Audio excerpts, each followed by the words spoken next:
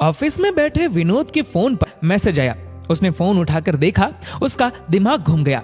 उसने थोड़ी देर अपनी आंखें बंद करके अपने दिमाग को शांत किया और अपने काम में लग गया। जैसे ही वह शाम को घर आया तो अपनी पत्नी को पुकारते हुए बोला, रीना, आज तुमने फिर से 5,000 रुपए एटीएम से निकाले हैं। रीना भी उसी अंदाज में चिल्लाते हुए बोली, हाँ तो क्या हो गया? अब क्या थोड़े थोड़े पैसों के लिए भी तुमसे पूछना पड़ेगा? और अगर तुम्हें मुझसे हिसाब ही मांगना है तो अपना एटीएम मुझे क्यों दिया हुआ है?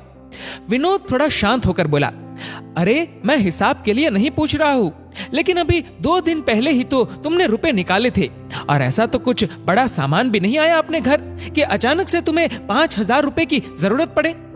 अरे वो मेरी सहेलियां बोली कि बहुत दिन से मैंने कुछ पार्टी वार्टी नहीं दी, तो मैंने सोचा कि कुछ अच्छा सा खिला देती हूँ सबको, तो बस हम लंच के लिए गए थे बाहर। रीना, तुमसे कितनी बार कहा है, मेरी तनख्वाह इतनी ज्यादा भी नहीं है कि हम 5-5 हजार का खाना अफोर्ड कर सके। तुम समझती क्यों नहीं हो? तुम बच्ची नहीं हो, एक बच्चे की माँ हो।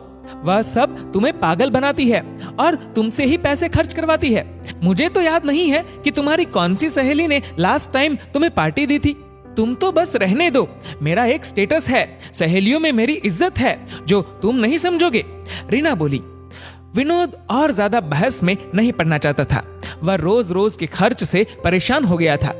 हर दूसरे तीसरे दिन रीना कुछ न कुछ फालतू का सामान खरीद के लाती और सामान नहीं आता तो अपनी सहेलियों के साथ पार्टी में व्यस्त हो जाती।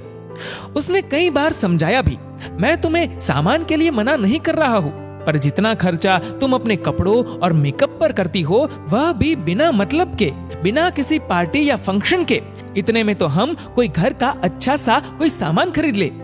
तुम्हें क्या पता विनोद, मुझे अपना स्टेटस मेंटेन करके रखना पड़ता है, तुम नहीं समझोगे। पता है सब मेरी कितनी तारीफ करती है, मेरे सूट और साड़ी को देखकर जल जाती है। तुम क्यों नहीं समझती? पीठ पीछे तुम्हें पागल और फिजूल खर्ची वाली औरत समझती है, विनोद बोला।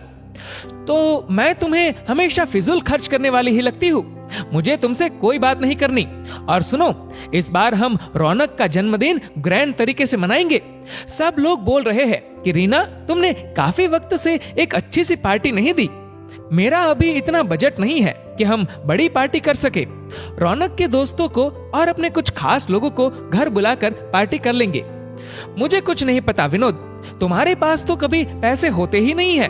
तुम तो मेरी सहेलियों में मेरी नाक कटवा दोगे। इतना कहकर रीना चली गई। विनोद बस यही सोचता रह गया कि कैसे इस औरत को समझाऊं। कभी भी कुछ समझने के लिए तैयार ही नहीं होती। कितनी बार तो उसने खुद आते जाते उसके बारे में औरतों को कहते सुना है कि कितना फिजूल खर्च करती है रीना, रहती तो ऐसे है जैसे करोड़पति हो। ये सब वह रीना को बताता भी तो रीना को विश्वास नहीं होता। उसे यही लगता कि विनोद उसके खर्चों पर लगाम लगाने के लिए इतना सब कह रहा है। एक दिन विनोद शाम को ऑफिस से लौटा तो देखा रीना चुपचाप सोफे पर बैठी है। जैसे ही विनोद आया उसने चुपचाप उसको पानी लाकर दिया और फिर शांति से वापस बैठ गई। विनोद को थोड़ा अजीब लगा। हमेशा उसके आने पर हजारों फरमाइश करने वाली रीना चुपचाप क्यों बैठी है? उसने जैसे ही रीना को पूछा कि क्या हुआ है, वह रोने लगी और बोली, आज मुझे तुम्हारी कही बातों का अर्थ समझ में आ रहा है विनोद। आज मैं रौनक की पार्टी के लिए इनविटेशन देने मिसेस शर्मा के घर गई थी। मुझे पता नहीं था कि कॉलोनी की कुछ और औरतें भी वहां पर इकट्ठा थी और मैंने उनकी आवाज बाहर से ही सुनी। सब मेरे ही बारे में बातें कर रही थी और मेरा मजाक बना रही थी कि मैं कितनी फिजूल खर्ची करती हूँ और कितना इतराती हूँ। विनोद, मुझे लगता था वह सब मेरी सहेलियां है, पर अब मुझे समझ में आया कि वह इतना बड़ा चढ़ाकर बोलती थी ताकि मैं पैसे खर्च करती रहूं। मुझे समझ आ गया है कि खर्च करना चाहिए मगर फिजूल खर्च नहीं, और दिखावे के लिए तो बिल्कुल भी नहीं। विनोद ने राहत की सांस ली और मन ही मन खुश होते हुए बोला, चलो देर आए दुरुस्त आए। लोगों में अपना रौफ जमाने के लिए खर्च करना बहुत बड़ी नादानी है, क्योंकि लोग तो आपके सामने आपकी तारीफ करेंगे ही, लेकिन पीठ पीछे वही लोग आपकी बुराइयों का पुल बांधते हैं।